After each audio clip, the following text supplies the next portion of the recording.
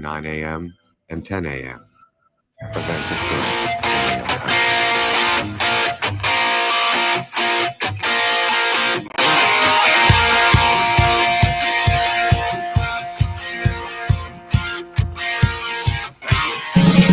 Good morning, everyone. Welcome back to FPC Radio Live. It's September the 2nd.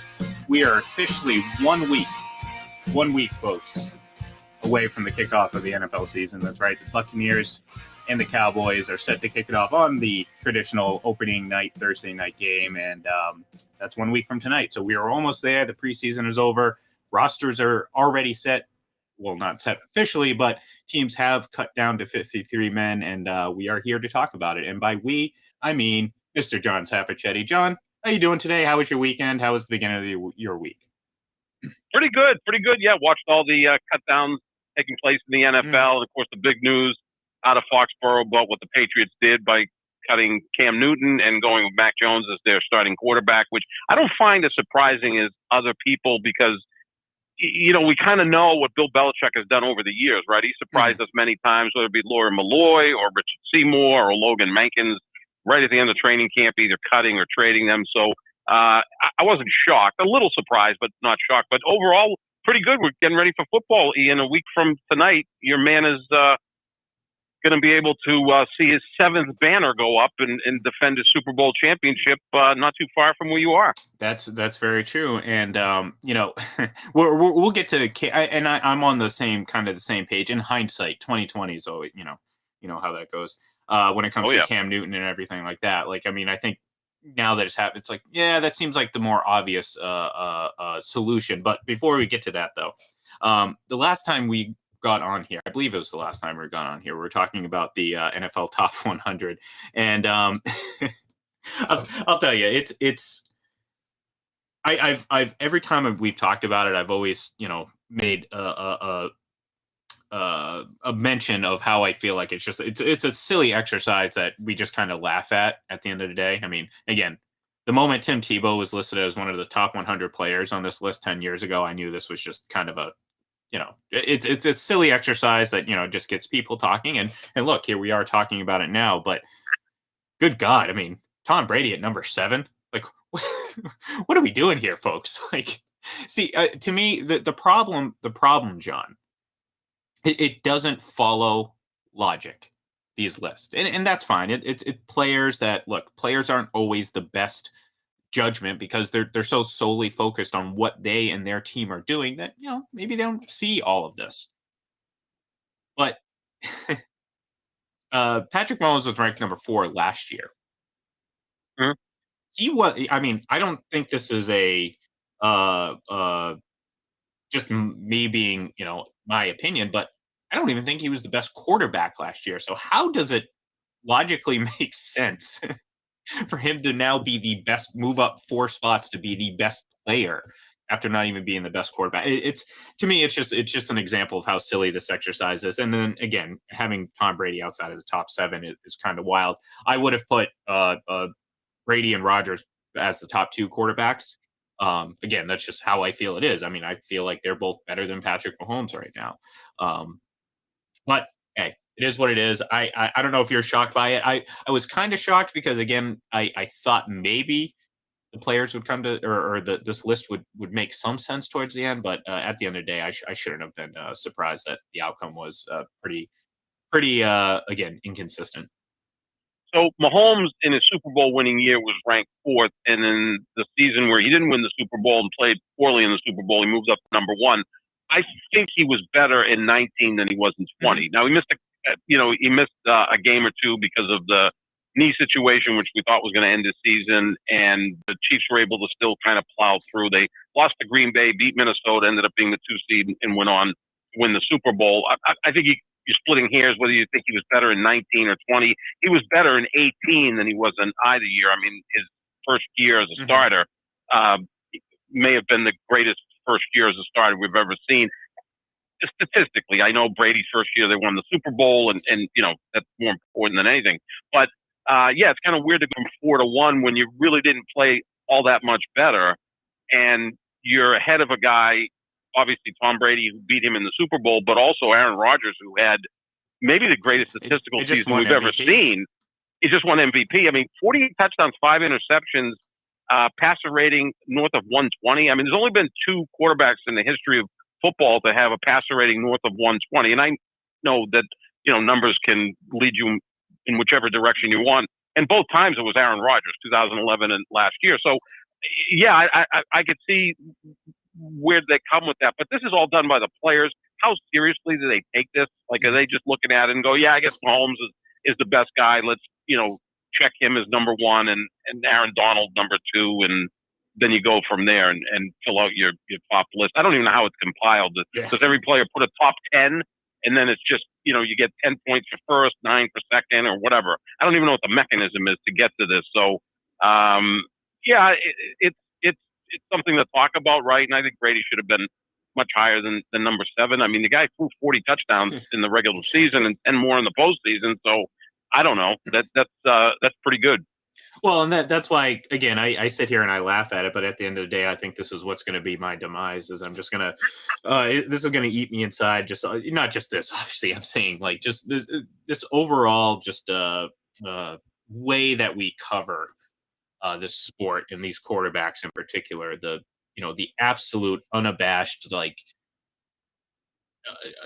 Just falling head over heels for Patrick Mahomes, and I think it's unfortunate because I think he's a good kid. Oh yeah, I love him. And I think he's certainly very likable. But the problem is though, and this is just the nature of how we view sports now is the media, not just fans. I mean, the media, the professional media, is just as guilty of this as Joe Schmo fan from Kansas City. You know what I mean? Like, I can't necessarily fault fans for getting excited. And I certainly can't fault them too much for taking some of the approach and opinions of some of the nut jobs on TV because, well, that's what they're exposed to and that's what they see. But I mean, we're getting to the point now where, and I do see, and I'll say this though, I do see some pushback now. There is some more pushback. Like I think someone, they at the NFL Network account or something, or Bleacher Report or whatever, posted the video from second preseason game. Patrick Mahomes throwing a sidearm. I mean, it was as routine of a short completion as you could possibly get. But you get the googly eyes and the Patrick Mahomes in midseason form, and I can't remember. I wish I remembered the account that did it, but they got ripped apart in the comments. Which that's something that I do kind of feel like gives me some faith that maybe humanity and us as a NFL fan base will get out of this drunken stupor that is the 2018 season from Patrick Mahomes, because really that's what it was. His 2018 season has given him this long leash of just this just unequivocally the best player in the league, and that's what it is, and that's how people view it. And unfortunately, unfortunately for him, or unfortunately for the people that have that view, I think it's wrong. And by saying I think, I'm saying I know it's wrong, John. I'm confident, John, it's wrong. But anyways, I'm rambling a little bit here. So I think we help me saw out this back a little from the bit. ledge. I think in a sense it's the shiny new toy, right? So we saw Mahomes in 2018. He's exciting to watch. I did find it kind of comical last year when Rodgers was asked about Mahomes, and they're friends. I mean, they do the commercials together, and I'm sure Mahomes' favorite quarterback growing up was probably Aaron Rodgers. It probably wasn't Tom Brady. I mean, if you poll 10 and 12 and 14-year-old kids, they love Patrick Mahomes, not Tom Brady. It's a different dynamic, of course, absolutely. which is understandable. But I think Rodgers last year, when he was asked about some throw that Mahomes made in a game or in practice, he goes, "Yeah, we've never made that throw before, myself or Matt Stafford," and he threw out like a bunch of guys that make that throw routinely as well. I mean, heck, I watched Hard Knocks and saw Ben DiNucci make that play, and he's now on the practice squad of the Dallas Cowboys. I'm going to compare Mahomes a little bit to Dan Marino, because Dan Marino's best year was his second year. Drafted in '83, started a few weeks into his rookie season, was outstanding. In '84, he came back and had what still may be the greatest season a quarterback's ever had, because it took place in 1984. And when he set those records, they stood for like 25 years, right? So he threw 48 touchdown passes, 5,000 yards, got the team to the Super Bowl. He was never as good again. He was still great, but it seemed like that year put him on the map, and all of a sudden he was better than Joe Montana, who just beat him in the Super Bowl. Well, that wasn't the case. Joe Montana was better than Dan Marino. I see a similar dynamic, and again, we compare Brady to Montana because it's not always sexy and flashy and all of that stuff. Was Marino had the perfect arm, and Mahomes has that. So I think it's more eye candy than anything else. Well, and if I remember correctly, I believe, and I'm not. Again, I'm the type of person, I don't believe that stats are any way a good indicator of play, because again, no one uses them in a way that can fully encompass everything. Everyone kind of has their favorite stats and sticks to them, and that, in my opinion, is pointless. That's why I always call it the garnish or like the A1 sauce on the steak. You want the steak being the actual performance you see on the field, not a box score or numbers here, numbers there, because they can all be manipulated. But Dan Marino only broke 30 touchdowns one more time in his career after that. Yeah. I think he averaged, again, this is just off the top of my head and kind of based on what I've seen, somewhere in the 25 to 28 touchdowns a season. And, to your point, all of a sudden, it's, everyone thinks of Dan Marino, it's 49 touchdowns or 48 touchdowns, sorry. And that's the image. So, Patrick Mahomes, 50 and 5,000, which is great. Which, okay, no one's saying that's not a great accomplishment. I think it was a perfect storm of, obviously his talent, his ability, of course, but also just kind of catching the NFL off guard. I mean, we've seen this. Sometimes it takes some time to get some film on these kids. And guess what? It's not a coincidence that he struggled against Bill Belichick coach teams. And by struggle, I mean, the Patriots were able to limit what that offense was doing, because again, it wasn't just him, it was Hill, it was, for a time, the running back, I'm blanking on the name in Cleveland. Kareem Hunt. Thank you. Hunt. Yep. Travis Kelce, Tyreek Hill, Sammy Watkins all of a sudden became the first round talent that he was, and so on and so forth. So that team was incredibly talented. They were 11-5. Didn't Alex Alex Smith beat the Patriots twice? Yeah. I mean, he came into Foxborough and put up 40 plus points in the season opener, and then the famous or infamous Monday night debacle in Kansas City, where everybody thought Brady's career was over and the dynasty was over, was Alex Smith was the quarterback of the Chiefs. So, I mean, he I know that was 7 years ago. and it basically started.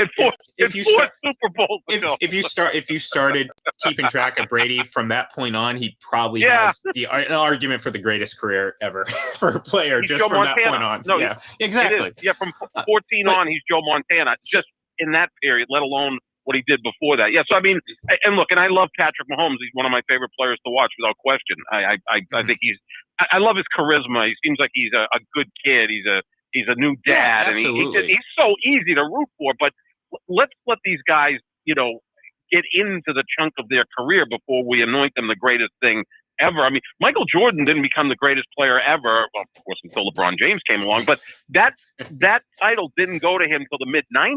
It took a decade and winning 3 championships and doing all that he did when people said, yeah, he's the greatest player ever. And LeBron got into that discussion, I think, when he won his title in Cleveland. That kind of put him into the discussion. Like, let these guys get to that point. And that's why, obviously, Brady's the greatest quarterback ever. Anyone that wants to refute that is just, I don't know on what standard, but at least the other guys that I put up there, like Peyton Manning and Aaron Rodgers and John Elway and Joe Montana, they've had long careers or had long careers, that's and we can at least look at it. Yeah, I mean, look at Rodgers. I mean, Rodgers had the great year in 11. He had another great year in 14. He had another great year in 16, and he had another great year in 20. I mean, the guy won 3 MVPs over a 10-year period. That's pretty good. And we know Manning won 5 of them, and Brady won 3. And it's not the be-all, end-all to win MVPs, but it kind of gives you an idea that the guy was the best player in the league that given year. So, yeah, I mean, I think the comparison, I want to see what happens with Mahomes, like Marino, is his greatest year going to be his first year as a starter. I mean, Orson Welles is one of the greatest filmmakers in the history of the United States. His debut film, Citizen Kane, was his greatest film. He never topped it again. He was making great films, but never quite as good as Citizen Kane. So sometimes, your first appearance is your greatest. On a side note, every time I hear Citizen Kane, I just think of that clip from The Simpsons where it's like, this is the Kane from Citizen Kane, and then Lisa was like, "Wait a minute, there's no Kane in Citizen Kane." But Rosebud. yeah, it's a good one. But yeah, look, again, I mean, we're this is what we do. We talk quarterbacks, we talk football, and the whole way we measure quarterbacks in general, it's kind of all ass backwards in my opinion, because again, I feel like everything in between the ears, as they say, is more important than athleticism. It's more important than fancy hard throwing, because we all know Jamarcus Russell had a hell of an arm. He could be on his knees and throw it 70 yards, no problem. And Michael Vick, I mean, talk about athleticism. No one was more athletic at the quarterback position than Michael Vick. Right. No one before him, not Warren Moon, no one after him, no one before. You know what I mean? Michael Vick was the hands down most athletic quarterback, most incredible sight to see. So, but none of that matters. I mean, look, it helps that individual player to some extent. But then I turn around and ask, well, how important is it if you can't overcome apparently a bad game from the offensive line with your athleticism? Like, what's the point if that doesn't work to your advantage? Same thing with Aaron Rodgers. Like, well, people cite his legs as his great advantage. Well, why didn't he use them? Why doesn't he use them to give him an advantage over? And I'm not, sitting here saying that, again, talking about his performance in the NFC Championship game. I'm just pointing out kind of how. Yes, you are. Well, come on, no, be nice. but my point is, my point is, I know is like he should have run in for the touchdown. I think he would have. I mean, Dev White is now saying he would have caught him, which I think is ludicrous, because Devin White was in the middle of the field with his back to where Aaron Rodgers could have run. I mean, that play has been more scrutinized than the Zapruder film. I mean, and he should have walked in for the touchdown. Even if he didn't get the touchdown, he could have got it to maybe the 2, and now you go for him 4th and 2. But yeah, no, he could do more of that stuff too. And the thing about quarterbacks, Ian, that I think that is so amazing is they come in all shapes and sizes and all different skill sets. Oh, sure. But the thing you need more than anything is again, as you said, what's between the ears and the leadership ability, the ability IQ, to leadership, get and guys. accuracy. It's a personality position. Really, when you think about it, it's probably, I don't know, 40, 50% a personality position. Now, you still have to have some physical ability, and I always laugh when people say, "Well, Brady's not a real good athlete." I'm like, no, he's a great athlete. Great athlete. The same way Larry Bird was a great athlete. Larry Bird, wasn't going to win the decathlon at the Olympics, but Larry Bird was damn quick for a guy that size. His hand-eye coordination, his footwork was impeccable. I mean, athletic ability isn't just, he ran a 4.40 and he had a 42-inch vertical but that's how jump. people view it, though. That's the problem. How they view it. Yeah. So, like, again, so I didn't want to bring your guy down. I was just using it as an example because it's okay. one of the more relevant examples. But we'll focus on the Super Bowl a little bit here. The Jeopardy job is still open, Ian, so I've got that to fall back on. Gotcha. I'll put in a good recommendation. Thank you. Ian would. Aaron would appreciate that. Anything to drive Packers fans crazy, but. But yeah, so look at the Super Bowl, and one of the things when you ask people, okay, why is Patrick Mahomes better than Tom Brady right now? Well, he can make any throw, and his mobility, his ability to scramble, all that stuff. Okay, all right. Well, how important is it? If it didn't work to your advantage in a game like this past Super Bowl, well, why would you want to have a quarterback that runs around? Well, presumably to avoid any sort of rush. And to avoid and create opportunities. Well, that didn't happen. I mean, that's an opportunity where you sit there and say, this is why the running quarterback is needed. This is why you need to be super athletic. And the reality of it is you don't. Like, does it help Patrick Mahomes? Sure. Does it help Aaron Rodgers? Sure. Again, I'm not saying it's a negative. I'm just saying it's unnecessary. So when people sit there and cite that as reasons why player A, B, C, or D is better than Tom Brady, I sit there and laugh and say, that is probably running around and scrambling is probably number 99 on the list of 100 quality traits that a quarterback should have. That's how little and how little importance that it has. Now, can you sit here and point out certain players that it certainly helped? Absolutely. But they're not running every single play. If they were, you know what I mean? Like, look at Steve Young. He was, and I always call Aaron Rodgers this generation Steve Young, and I think it's a compliment because I think it's a viable comparison. Absolutely. There's a lot of similarities. We don't have to get into them now because that could be a whole discussion. But they're very high passer rating guys. Very athletic. If you're going to pick a couple guys to score the most points in a Super Bowl, you maybe say, okay, Steve Young threw 6 touchdowns in his Super Bowl. Aaron Rodgers put up 40-something points in his Super Bowl win or whatever. Yeah, 31 against the number 1 defense. Yeah, 31. Yeah, thank you. Yeah, exactly. Yep. So, again, it's, very similar comparison, but like the problem is people mistaken running around as being more athletic. So when people say, oh, well, he's more athletic, I'm like, what are we talking about here? What is it going to go run a track and field event? Right. Is that what we're doing? Yeah. We're doing hurdles, all that stuff? No, we're not. We're playing football. And football, as a quarterback, you don't need to run. If you needed to run, you could be a running back.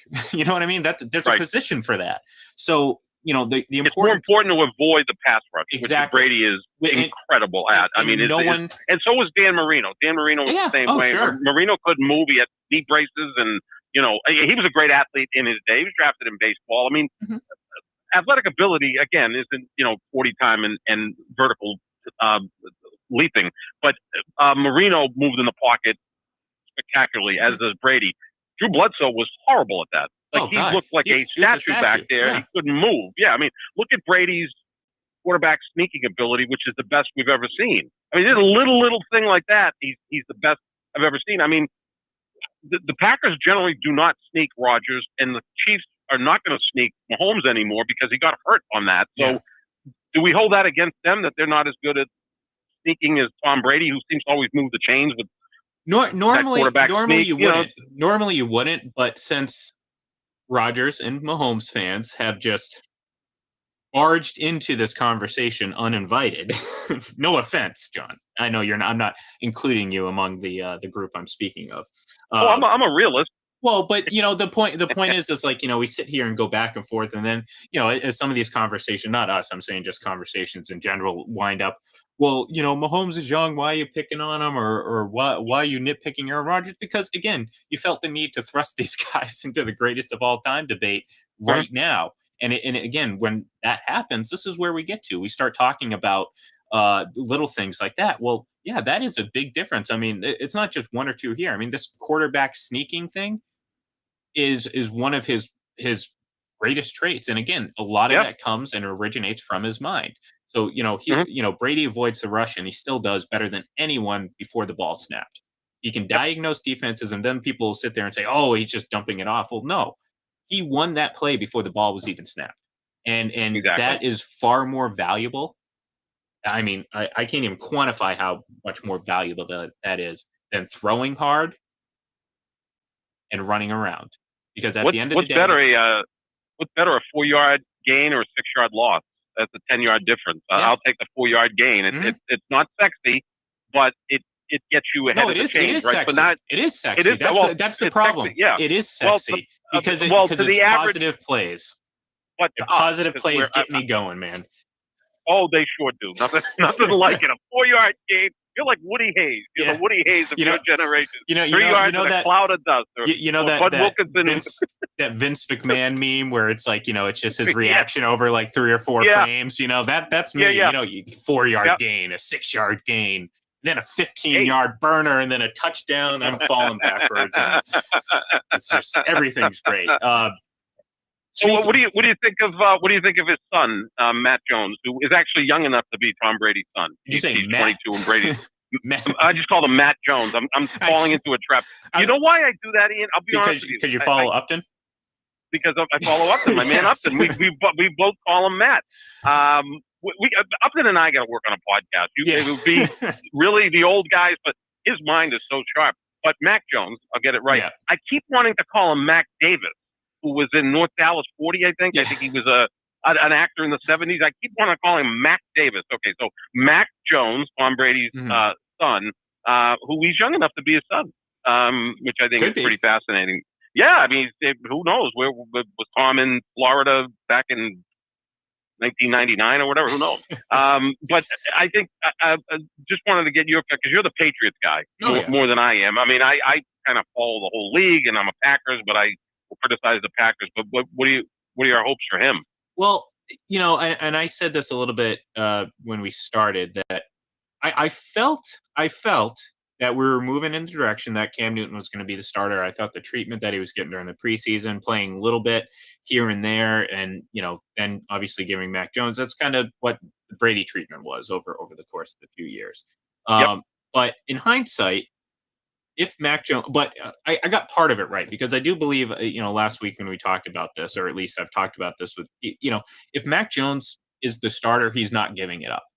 It's not going to go back to, Bill Belichick's not a guy who's going to, change his mind after maybe if he has a poor start or two.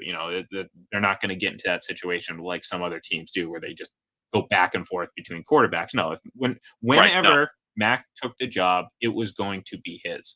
And quite frankly, I think his play just forced Belichick's hand. This isn't, people are trying to make a big deal about the vaccination status of Cam Newton. They knew his views. They knew what he went through prior to signing him. That's not, if it was an issue then, they wouldn't have signed him. There's no reason to do that. Again, Mac just I don't even want to say outplayed Cam, because I don't think Cam played poorly, and I think there was certainly opportunity for him to do better. But Belichick had to go to Mac. And it just, at the end of the day, that was the decision that had to be made. And, when he told Cam, I'm sure, Cam had an opportunity to, again, get released and hopefully find an opportunity elsewhere. But at the end of the day, I don't think this was any sort of vindictive thing. I think Belichick really liked Cam. I think a lot of the fans do. And again, this idea that there's this anti-Cam bias, I think is very, first off, very limited in reality, but just unfortunately it became a big storyline over the last couple of weeks. But the thing is, he was well liked. I thought he was playing better. I certainly had higher hopes given the circumstances of this year versus last year. But at the end of the day, you go to Mac Jones and that's it. That's the guy that you're going to go with. I'm totally in favor of it. I mean, I was hoping that they had moved up and drafted Justin Fields. I think he's going to be a star in the league, but I think Mac Jones is going to be a star in the league as well. Again, he checks all the boxes that you want in the quarterback, right? I mean, pre-snap, his ball's very catchable and accurate, and his arm strength will get stronger with more work. Brady's did, right? I mean, Brady's arm now may be stronger now than it's ever been. But I don't know how. But I'll say this: it was always strong. Even early on in his career, it was always strong. There's this always strong idea, this narrative out there that he just doesn't have a strong arm. Which same thing with Montana. Montana had a strong arm. I mean, Montana won a playoff game in sub-zero temperature in Chicago, 28-3 in the NFC Championship game. 28-3. There you go. Joe built the lead, and Tom was good at coming back from the lead. That's the game where the Dante Hightower sack got the Patriots 31 points. I remember that, according to some. Don't knock my favorite Patriots player. No, I'm not knocking. I'm not knocking. I'm knocking the dopes out there that will sit there and say, "Oh no, I know, yeah, that wasn't a great comeback because Dante Hightower made a play on defense." Because a lot of football teams come back from 25 points down with 18 minutes left in regulation time. That's happened a lot in the NFL, especially in the Super Bowl. It happens a lot. It helped. I mean, you needed your defense to make plays. Oh, sure. But again, that's why. But you can say that about every single game that's ever won in the NFL history. Absolutely. Yeah. I mean, I don't know of any other quarterback 28-3 that's probably out of the reach of anyone else. Yeah. Well, with the possible exception of maybe Montana, because I've seen him do that. Well, and that's not necessarily in the playoffs, but I've seen him do it in the regular season games, which would lead me to believe he could do it. I mean, he did it at. If you want to start bringing up college careers, he did it at Notre Dame, and then Brady did it at Michigan. I mean, but how are these guys? Go back to the draft of 2000. How did he last that long? I mean, I know he looked foolish in his in his underwear because there's no way the numbers were outstanding. I mean, and he just kept coming back. I mean, it was and he was playing at Michigan, and it wasn't like he was playing at Central Michigan. Well, this is why I tell people all the time, because we get this other narrative out there. It's like Bill Belichick made Tom Brady. It's like, no, he didn't. They were great for each other, and I think that's the best way to look at it. That doesn't disqualify either from being the greatest at their position. Just because they had each other. I mean, I said this last time we were on there. Every great coach has had a great quarterback. So you know what I mean? The quarterback, in my opinion, is the most important position and the most impactful. But Except Tom for Brady Joe was. Gibbs. Yeah, yeah, except for Joe, and that's the exception. And that's the exception. And he had good quarterbacks, not great quarterbacks. Yeah, but exactly. good He just quarterbacks. happened to do it with 3 different ones. Yeah, But you go back to Brady, and it's like he was doing this stuff at Michigan. He was Yeah. winning 75+% of his games at Michigan. He was coming Right. back from 2 separate 14-point deficits in the same game in the Orange Bowl. Just like that Baltimore. I mean, that game, his final college game, that Orange Bowl game where he brought the team back twice, down 14, Yep. was so it mirrored that Baltimore game leading into that Super Bowl again. Not obviously the game right before the Super Bowl, but the game Yep. before the Super Bowl against the Seahawks. And it Yeah, the just 14 divisional round. yeah, and Yep. it mirrored that. And it's like people are sitting there saying, "Oh, Belichick, you know, made Brady. Brady wouldn't be who he is without Belichick." I'm like, no. Does he win 7 Super Bowls? Again, we're getting into this ridiculous hypothetical discussion that I hate Right. going down. Yeah. I can't say because I don't know. I don't know the future. I don't know alternate realities. I really don't. But the reality that I do know is that Brady was Brady before he was with the Patriots. He just happened to mature and get better. Like he said Yeah, before, he was a exactly. late bloomer. And actually, it Mhm. kind of reminds me, or kind of, I know we didn't spend as much time as we wanted on the whole Cam and Mac thing, but the comments made by Asante Samuel the other day, Mhm. and I'm paraphrasing a little bit, but he basically said Belichick's just a guy without Tom Brady. Now, as crazy as that sounds, if it was worded a little bit differently, I guarantee you Bill Belichick would agree with him.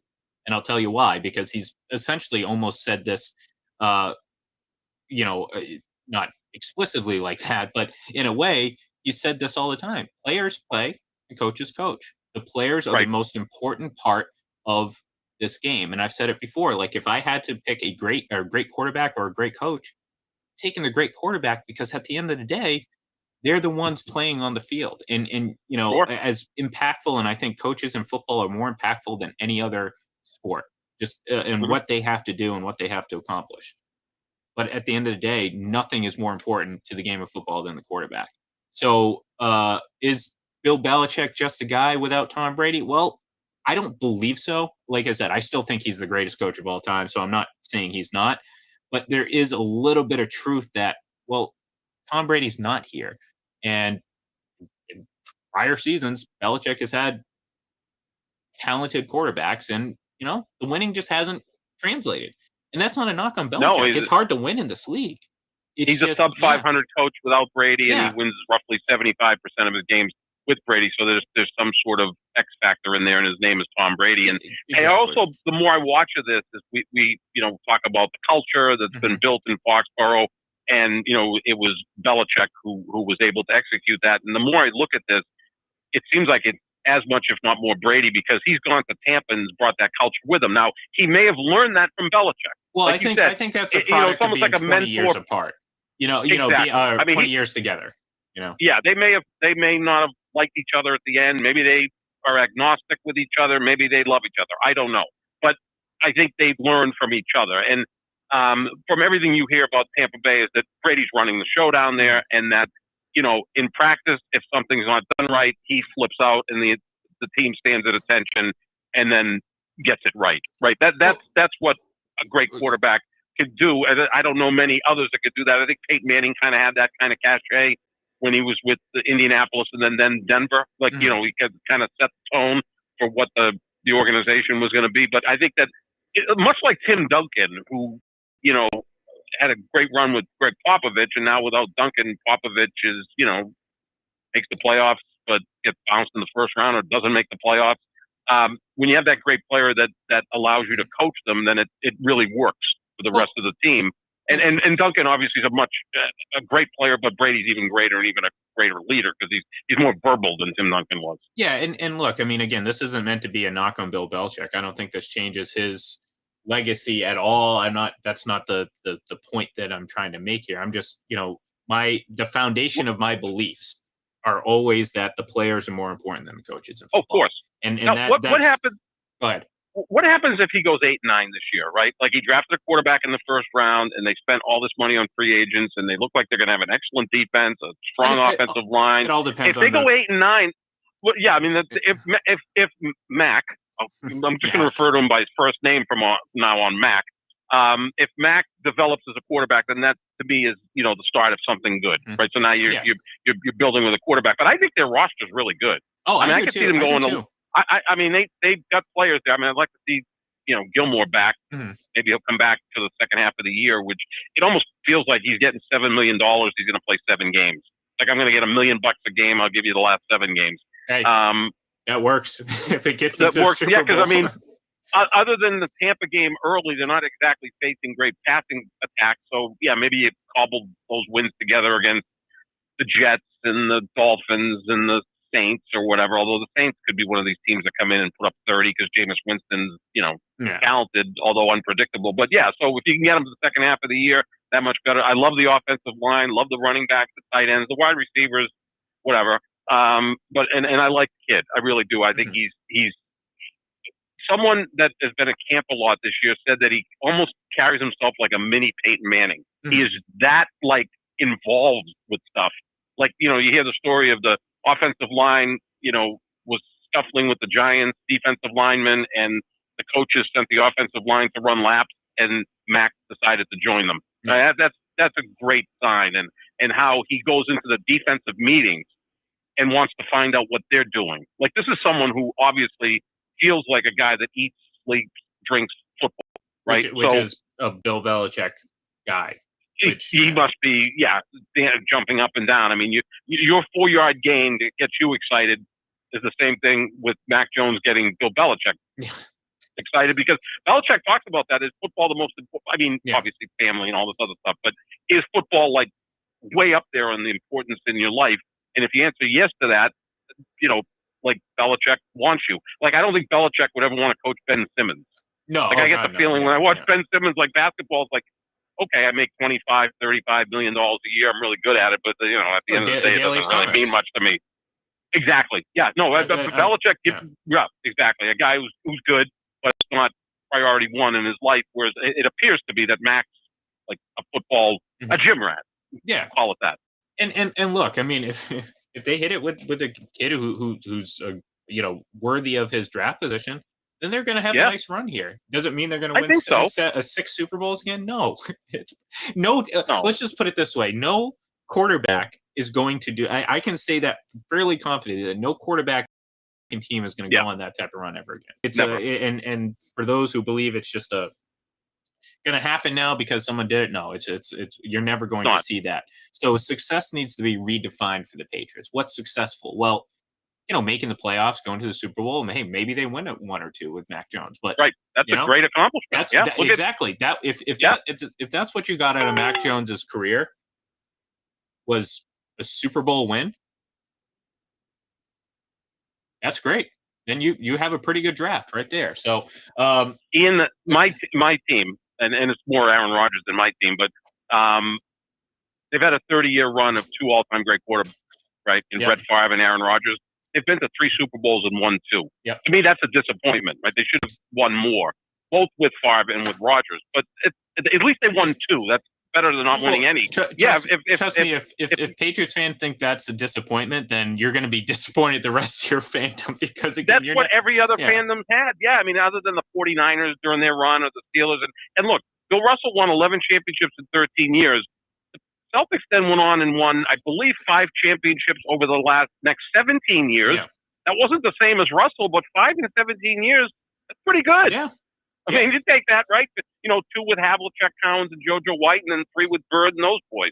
So, that's a pretty good follow-up. Now, they've won 1 in the last 35 years. That's a problem. Yeah, well, that's a problem for another day, because we are actually out of time. Yep. So we will leave that for that discussion for another time. But thank you, John, once again for joining me here. We will be back tomorrow to wrap up the week and kind of take that last big breath before the NFL season starts. So give us a follow on Twitter at FPC Radio Live. I am at IGLEN31, and John, you can find him at John Sap 25. Have a great day, folks, and we will talk to you then.